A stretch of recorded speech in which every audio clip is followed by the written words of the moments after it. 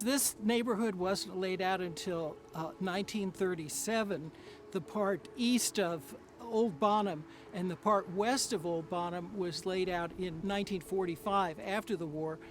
Most of these houses were originally colonial revival.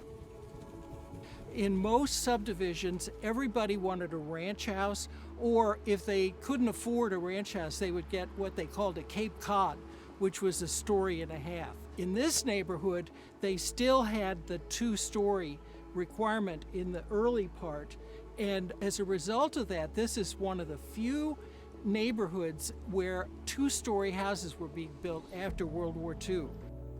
Even in this neighborhood, you don't find that many houses built by the same developer.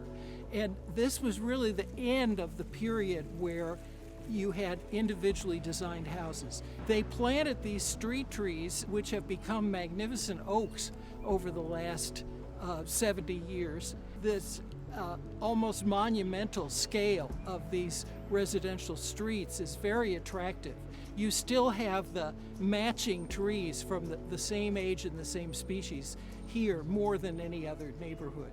I think the parkway that Old Bonham created is also an attractive feature, and it's very well maintained with flower plantings at the intersections. And then the other big landmark of the neighborhood is Samuel United Church of Christ. This is another congregation that goes back to the early days of Clayton.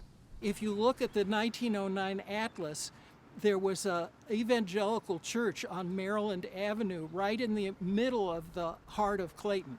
And they moved out here in the late 30s.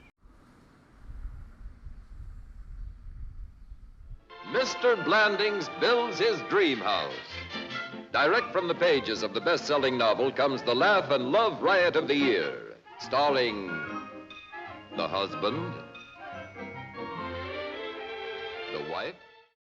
There was a house farther up the street here on the west side that was modeled after the house in the Cary Grant movie, Mr. Blandings Builds His Dream House.